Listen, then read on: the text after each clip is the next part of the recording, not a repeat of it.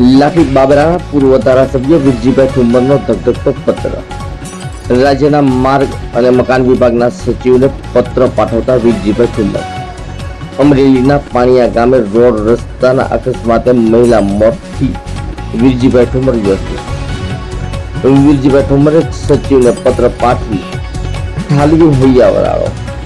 અમરેલીના અતિ જર્જરિત માર્ગો અને રજૂઆતો કરવા છતાં તંત્ર બેધ્યાન. ખરાબ રસ્તા માટે DDEO કાર્યપાલક ઇજનેર સામે ગુનાહિત પ્રવૃત્તિ લાગુ કરી ગુનો નોંધવા માંગ કરાઈ.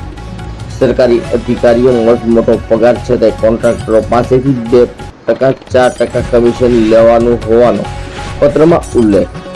મુખ્ય દંડક જેવા હોદ્દેદારો હોવા છતાં અમરેલી જિલ્લો પછાત. કાર્યપાલક ઇજનેર સહિતના અધિકારીઓ સામે ફોજદારી ગુનો દાખલ કરવામાં આવ્યો. અન્યથા કોર્ટમાં જવાની ચીમકી ઉચ્ચારતા વીરજીભાઈ ઠુમ્મર. અતિ બિસ્માર છે પૂરા ગુજરાતમાં. છાસવારે અકસ્માત થાય છે. જાહેર જીવનના આગેવાનો તરીકે સતત મીડિયા પણ અમારી ટીકા કરે છે, જરૂરી પણ છે. પાણીયા મુકામે જે બનાવ બન્યો સવારે મેં પ્રેસમાં વાંચ્યું, બહુ જ દુઃખ થયું. કરોડો રૂપિયા, અરબો રૂપિયા માટે વિકાસની વાતો ચાલી રહી છે. ટોલ ઉપર હમણાં જે મેસેજ પ્રસિદ્ધ થઈ, આ પ્રેસ પ્રસિદ્ધ થઈ, 1800 કરોડના રસ્તાઓમાં 8000 કરોડ જેવો ટેક્સ ઉઘરાવવામાં આવે, ટોલ ટેક્સ ઉઘરાવવામાં આવે, છતાં રસ્તા રિપેર ન થાય. કોની આ મુશ્કેલીઓથી નથી થતું? પ્રજા ટેક્સ ભરે છે, વિકાસના નામે રસ્તાઓ થાય છે. ગુજરાત નંબર 1 ગણાય છે.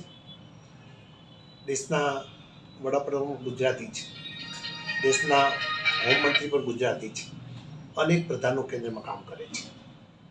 કેન્દ્રમાંથી પણ સહાય લાવીને એક પણ રસ્તો નેશનલ હાઈવેમાં અમરેલી શહેરને કે અમરેલી તાલુકાને, જિલ્લાને મળતો નથી. બહારના તાલુકાઓ મળી રહ્યા છે. એમાં રાજુલા તાલુકો અને જાફરાબાદ તાલુકાને લાભ મળે છે. બીજા તાલુકાનો શું માંગ છે? રાજ્યના પ્રથમ મુખ્યમંત્રી ગુજરાતને જો આપ્યા હોય તો ડૉક્ટર જીવરાજ મહેતા આપ્યા છે. હજુ પણ પછાતપણું ચાલી રહ્યું છે. રાજ્યના મુખ્યમંત્રી બસ પોર્ટનું ઉદ્ઘાટન કરવા આવ્યા ત્યારે મેં ઘણા મુદ્દાઓ સાથે હું પણ સાંસદ છું, મારી પણ નૈતિક ફરજો બને છે. પણ અકસ્માતના બનાવો જ માત્ર ખાડાના કારણે બનતા હોય તો સરકારે ગંભીરતાપૂર્વક વિચારવું જોઈએ. સ્થાનિક જે પણ ધારાસભ્ય ચૂંટાયેલો પ્રતિનિધિ આવતો હોય, રૂલિંગ પાર્ટીનો હોય તો એમની નૈતિક ફરજો ઘણી વધારે છે. અમરેલીમાં અકસ્માત બન્યો, દંડક છે. અમરેલીના ધારાસભ્ય દંડક છે. આખા ગુજરાતની જવાબદારી એમની છે. ત્યારે એમના વિસ્તારના વિકાસ માટેની આ પરિસ્થિતિ નિર્માણ થાય. એમના ગામે જવું હોય તો જે પ્રકારની પરિસ્થિતિ ગાવડકા સુધી રસ્તામાં છે, અમે પણ શરમ અનુભવી રહ્યા છીએ. અમરેલી આવવું હોય તો અમરેલીના રસ્તાઓ અત્યાર સુધી ધોળાનો ઓવરબ્રિજનો પ્રશ્ન છે. ધોળાથી વલભીપુરથી જે રસ્તાઓ ખરાબ છે તેનું અમે પણ સહન કરી રહ્યા છીએ. કેટલા સમય સહન કરવાનું? દુનિયા ચંદ્ર ઉપર પહોંચી છે. દુનિયા જ્યારે બીજા ગ્રહો શોધી રહી છે ત્યારે ગુજરાતની રોજ વાતો કરે છે. ઇસરો જેવી સંસ્થા ગુજરાતમાં પ્રથમ વખત સ્થાપવાનું જો કોઈ કાર્ય કર્યું તો મારે તે વખતના વડાપ્રધાન જવાહરલાલ નહેરુને અભિનંદન આપવા છે. 10 વર્ષથી આ રાજ્યના વ્યક્તિ દેશના વડાપ્રધાન છે અને છતાં પણ રાજ્યમાં હજુ સુધારા ન થતા હોય. અધિકારીઓનો વાંક હોય તો અધિકારી ઉપર ગુના દાખલ કરો, તેવું પણ મેં મુખ્ય સચિવને કહીને પત્ર લખ્યો છે. એટલા બધા હેરાન પરેશાન થઈ રહ્યા રસ્તાઓ માટે. ઉકાવ જવું હોય તો શું પરિસ્થિતિ છે? લાઠી સુધીનો રસ્તો સરખો બન્યો છે. હું ધારાસભ્ય હતો ત્યારે સતત રજૂઆતો કરતો હતો. બાબરા સુધીના રસ્તામાં ઘણું સારું છે, પણ બાબરાથી મારે દેવળિયા જવું હોય, વાંસાળ, તો શું પરિસ્થિતિ છે? રાજ્ય ધોરીમાર્ગ છે. ખાંભા જવું હોય તો શું પરિસ્થિતિ છે? કોડીનાર જવું હોય તો શું પરિસ્થિતિ છે? રાજુલા જવું હોય તો શું પરિસ્થિતિ છે? જાફરાબાદ જવું હોય તો શું પરિસ્થિતિ છે? બીજા લીલિયા જવું હોય તો અત્યારે રસ્તો બની રહ્યો છે, શું પરિસ્થિતિ છે? તાલુકા મથકે દામનગર જવું હોય તો શું પરિસ્થિતિ છે? આ પરિસ્થિતિનું નિવારણ કરવા માટે રાજ્ય સરકારના જે કોઈ અધિકારીઓની જવાબદારી થતી હોય.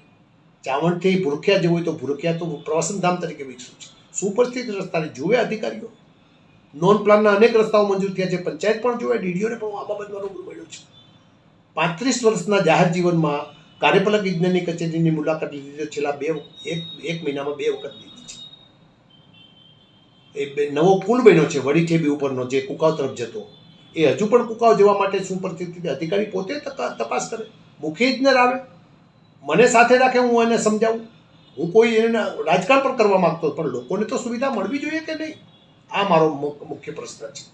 એ લોકોને સુવિધા મળતી નથી. ત્યારે આટલું બધું ગુજરાતને લોકોએ દેશ માટે પણ આપ્યું છે, દેશના વડાપ્રધાન પણ અહીં આજે ગુજરાતના છે. ત્યારે ડૉક્ટર જીવરાજ મહેતાનો પ્રથમ જિલ્લો એટલે આપણો અમરેલી છે. સહકારી સંસ્થાના વડા પણ અમરેલીના છે.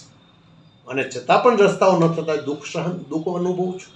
રેલવેમાં ભયંકર અન્યાય છે, એમાં પણ દુઃખ અનુભવી રહ્યો છું. હું સાંસદ હતો ત્યારે મારી જે નૈતિક ફરજો હતી, ફરજો નિભાવવામાં મેં ક્યાંય પાછી પાડીને કરી. હું રૂલિંગ પાર્ટીનો ધારાસભ્ય હતો ત્યારે રૂલિંગ પાર્ટીના ધારાસભ્ય તરીકે મારા મુખ્યમંત્રી મને એમ કહેતા, વિરજી તું વિરોધ પક્ષનો ધારાસભ્ય છો? ત્યારે હું કહેતો, મુખ્યમંત્રી તમારી સરકારને મુશ્કેલી પડશે ત્યારે વિરજી ઠુમ્મર તમારી સામે તમારી સાથે ઊભો રહેવાનો છે, પણ અત્યારે મારી પ્રજાને મુશ્કેલી છે. એ પ્રજાની મુશ્કેલી દૂર કરવા માટે તમામ ધારાસભ્યોની, ચૂંટાયેલા પ્રતિનિધિઓની, રૂલિંગ પાર્ટીના ધારાસભ્યો તો એની પણ નૈતિક ફરજ બને છે કે અમરેલીને મદદરૂપ થવું જોઈએ. એ થતા નથી, એટલે મારે ના છૂટકે આ પત્ર લખવો પડ્યો છે. મને પણ દુઃખ થયું છે આ પત્ર લખતા કે આવું મારે નહીં લખવું જોઈએ, છતાં પણ મેં લખ્યો છે એટલા માટે કે જે એક ભાઈ પોતે વિસાવદરથી અહીંયા આવતા હતા, બાબાપુર જવાનું હતું, કેટલા આનંદમાં હશે કે કોઈ પ્રાસંગિક કામે જતા હતા, એમની ધર્મપત્ની જ્યારે ખાડાના કારણે મોટરસાઇકલ એમાં પડ્યું અને એ બેન પડી ગયા અને એને તાત્કાલિક ઈજા થઈ અને સારવાર મળવા માટેની જે પરિસ્થિતિ નિર્માણ થઈ હશે, એમાં એમનું જે મોત થયું છે, દુઃખ થાય છે.